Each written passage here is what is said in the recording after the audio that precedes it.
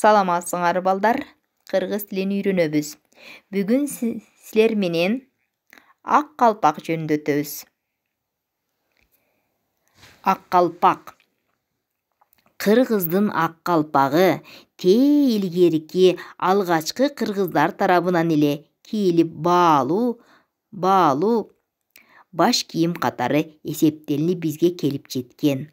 Ак калпак ак кийизден жасалып, түстүү оймолор, ар түрдүү оймолор түшүрүлүп, эркектерге көрк берип турган. Ак калпакты аябай ыйык сакташкан.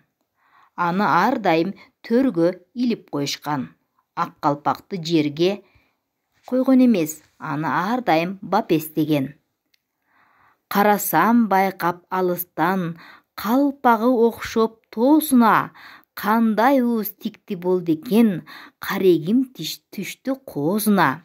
Ала тоо сымал ак калпак канча доор сүрүп жашады, калпактай таза ыйманын калкыбыз таза сактады. Көрдүңөрбү балдар? Калпактагы түстөрүнө карап дагы байкашкан. Мисалы, ортодо турган кызыл түстүү калпакты жаш балдар кийген. Жашыл түстүү калпакты бозойлор, жигиттер кийген. Ал эми кара түстүү калпакты үйлөнгөн жаш немелер кийген, жигиттер кийген. Ал эми боз түстүү калпакты улгайып калган адамдар кийишкен. Калпакты да түстөрүнө карап баамдашкан. Канеми балдар, бул жерде үндүү тамгаларды алып койдум. Эмне болот экен? Калпак болот экен. Азаматсыңар. Анда көңүл бургула.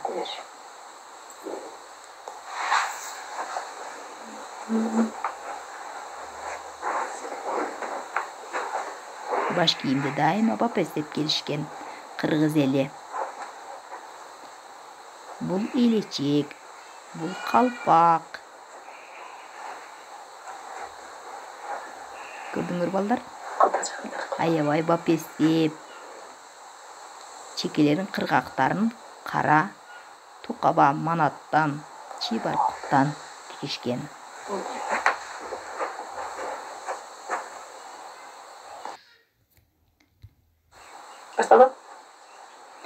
Саламатсыздарбы? Мен сиздер менен кыргыздын улуттук кийимдери боюнча тааныштырып өтөйүн. Баш кийим барды келди бар, байыртан жашап келдилар. Ак чогуу кийген бир элди айтып бер десең мен даяр демекчи, анда баш кийимдерден баштайм. Бул кыргыздын улуттук баш кийими. Дайыма кыргыздар баш кийимди бап эстеген, дайыма жогору коюшкан.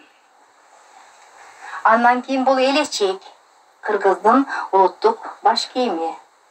А бул болсо кемсел. Кемсел кийгенге аябай ыңгайлуу болгон. А бул болсо кыргыздын ою чүйлөр менен кооздолгон көйнөк. А бул жоолук.